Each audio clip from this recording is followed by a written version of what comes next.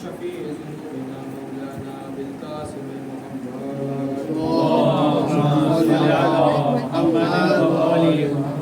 وعلى أهل بيت الطيبين الطاهرين ورحمة الله على أعدائهم أجمعين من الأولين والآخرين. أما بعد، قال رسول الله صلى الله عليه وآله: اطلب العلم فريضة على كل مسلم. صلى الله محمد وعلى محمد. اللهم صل على محمد وآل محمد. تمام تعریفیں اللہ کے لیے ہے جو ہم سب کا خالق ہے، وہی ارحم الراحمین ہے. درود و سلام ہو محمد و آل محمد.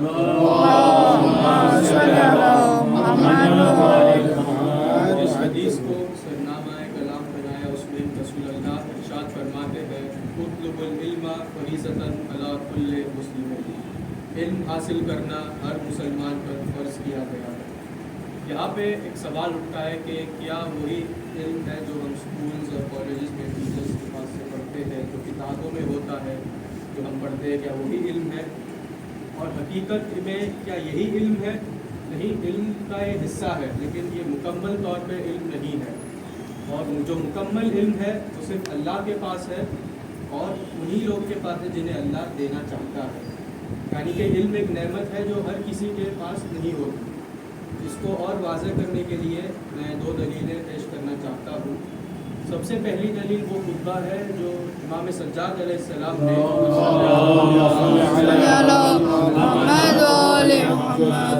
امام سجاد نے جو شام کے دربار میں دیا تھا. ہم سب سنتے ہیں کہ جب اہل بیت کو اسیر کر کے شام کے دربار میں لایا جاتا ہے تو یزید کی طرف سے ایک آدمی ہوتا ہے جو منبر پہ چڑھ کے اہل بیت کی شان میں گستاخی کرتا ہے. فوراً امام سجاد نے یزید سے پوچھا کہ اے یزید کچھ اجازت دے کہ میں بھی اس لکڑی کے کھیت پہ جا کے کچھ کہوں. پہلے یزید نہیں چاہتا تھا کہ امام سجاد کچھ خطاب کرے لوگوں کے ساتھ، کیونکہ وہ جانتا تھا اگر یہ کچھ کہتے ہیں تو لوگوں میں ولولہ آ سکتا ہے. لیکن درباریوں کا اتنا پریشر تھا کہ یزید کو مجبوراً امام کو پرمیشن دینی پڑی. تو جب امام منبر پہ آتے ہیں تو پہلے اللہ کی تعریف کرتے ہیں، اس کے بعد امام اپنا تعارف کرتے ہیں لوگوں میں، کیونکہ شام کے وہ حالات ہے کہ لوگ جانتے بھی نہیں تھے کہ یہ امام ہے، اور امام حسین کو بھی نہیں جانے. وجہ گورنمنٹ کا وہ پروپیگنڈا تھا کہ امام حسین باغی ہے، دین کے خلاف ہے. وہ یزید نے وہ پلان کی تو امام نے پہلے اپنا تعارف کیا کہ میں کون ہوں.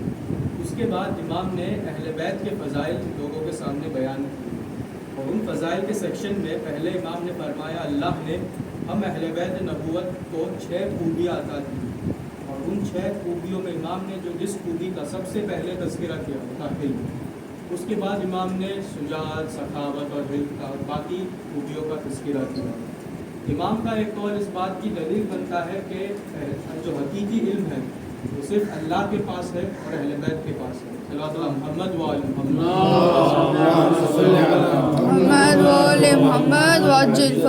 دوسری دلیل قرآن میں سورہ رات کی آخری آیت نمبر 43 میں اللہ کا ارشاد ہے کہ وَيَقُولُ بسم اللہ الرحمن الرحیم وَيَقُولُ الَّذِينَ كَفَرُوا لَسْتَ مُرْسَلًا قُلْ كَفَى بِاللَّهِ شَهِيدًا بَيْنِي وَبَيْنَكُمْ وَمَنْ عِندَهُ عِلْمُ الْكِتَابِ.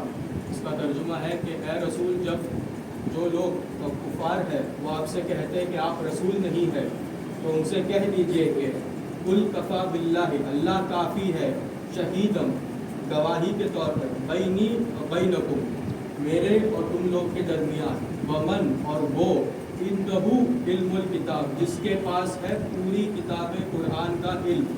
یعنی اس آیت کا مصداق ہے مولا علی علیہ السلام کہ جو پورے کتاب یعنی قرآن مجید کا پورا علم اللہ کے پاس ہے اور مولا علی کے پاس ہے اور رسول اللہ کے پاس ہے.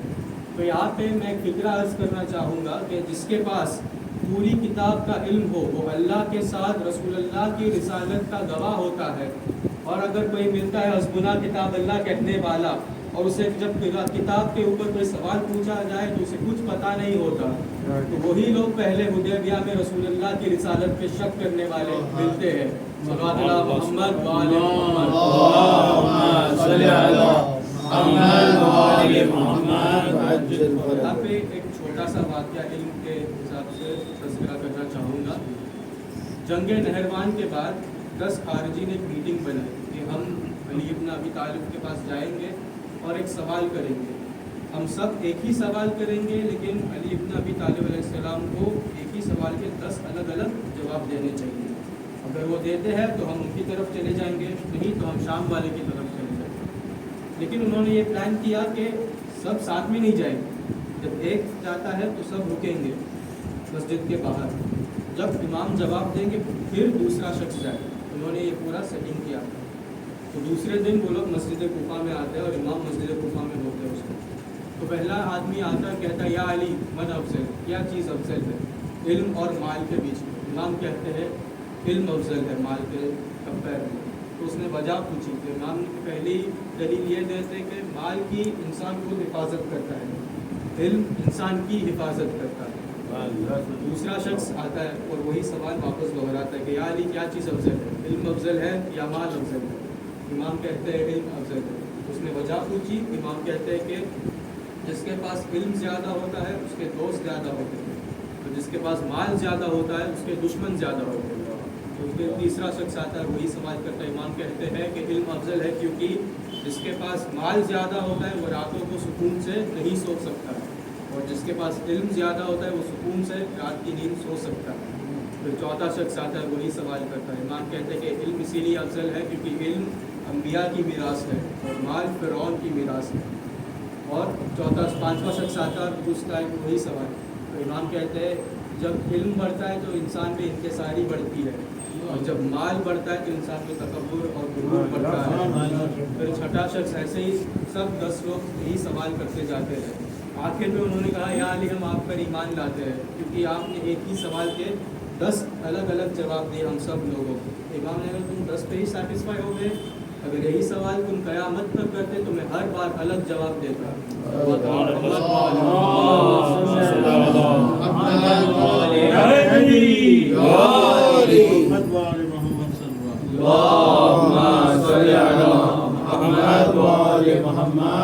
یہ واقعہ اس بات کہتا ہے کہ علم ہر چیز سے افضل ہے. اور ہم اگر دیکھیں ائمہ نے تقویٰ کے بعد اگر کسی چیز پہ زیادہ فوکس کیا ہے وہ علم کے اوپر ائمہ نے زیادہ بیان کیا. یہاں پہ میں اپنے ان سامعین سے سوال کرنا چاہتا ہوں جو ابھی اسکول یا کالج گوئنگ ہیں. آپ کو اسکول اور کالج جانا پسند ہے؟ آپ کو کہ ہاں ہمارے دوست ہوتے ہیں، ہم ان کے ساتھ اچھا ٹائم اسپینڈ کرتے ہیں، ہماری میموریز بنتی ہیں. لیکن سوال یہاں پہ ہے کہ کیا آپ کو اسکول یا کالج علم سیکھنے کے لیے جانا پسند ہے؟ کیونکہ میں کچھ حدیثیں بیان کرنا چاہتا ہوں جو کہ ائمہ نے طالب علم کے لیے بیان کی ہے. سب سے پہلے رسول اللہ صلی اللہ علیہ وآلہ وسلم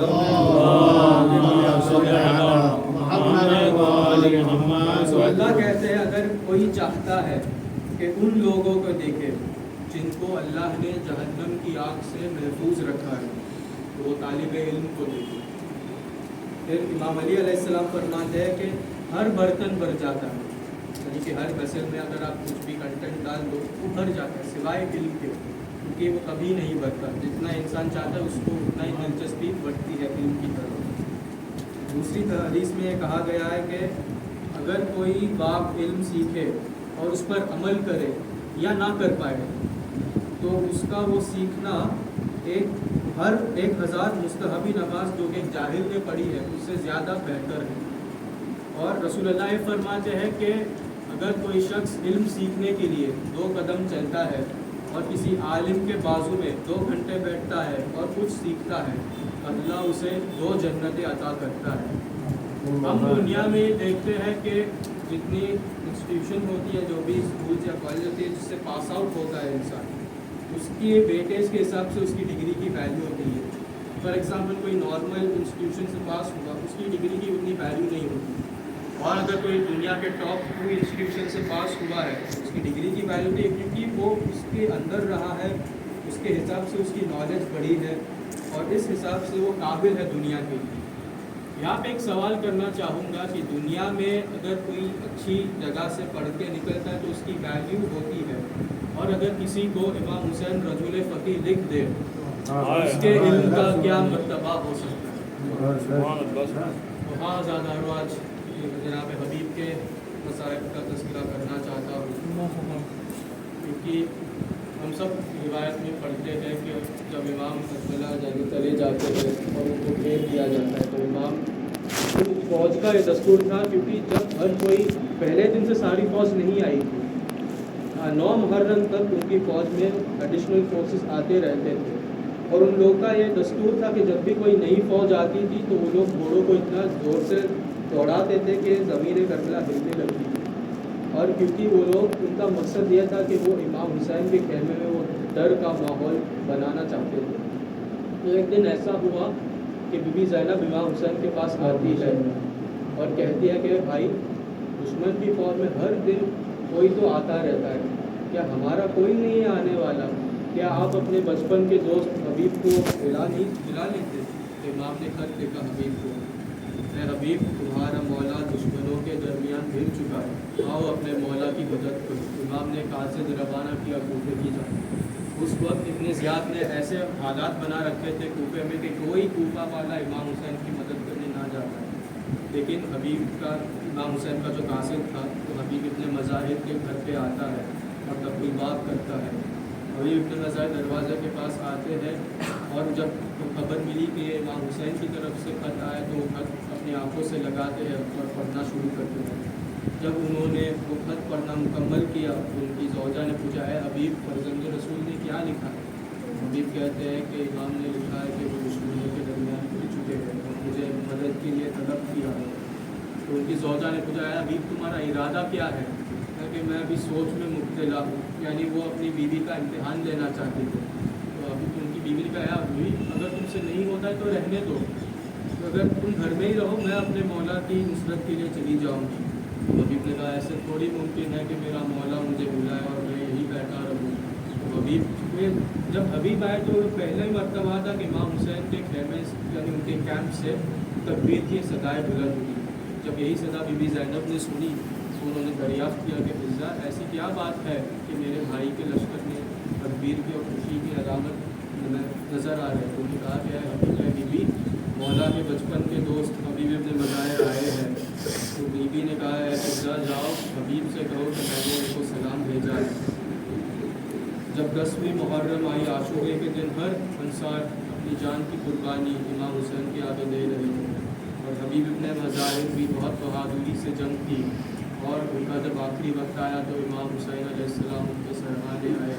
یہاں پہ میں حبیب ابن مظاہر سے کہنا چاہتا ہوں، اے حبیب ابن مظاہر، بے شک آپ رجل فقیہ ہے، آپ کا مرتبہ اتنا بلند ہے کہ سب شہداء کی قبر گنج شہیدہ میں صرف آپ ہیں جو امام حسین کی زری میں الگ دفن ہے، لیکن بس اے حبیب، میں اتنا کہنا چاہوں گا کہ جب آپ کا آخری وقت آیا تو آپ کے سرحانے مولا تھے، لیکن جب عصر عاشور مولا کا آخری وقت آیا تب امام کے سرحانے کوئی نہیں تھا، شہر کند خنجر لیے سینے پہ سوار تھا، اور 70 قدم کے فاصلے پہ بہن یہ دیکھ رہی تھی اور کہتی جاتی تھی، اے پسر سعد، کھڑا دیکھ رہا ہے اور فرزند رسول کو بڑی بے دردی کے ساتھ ذبح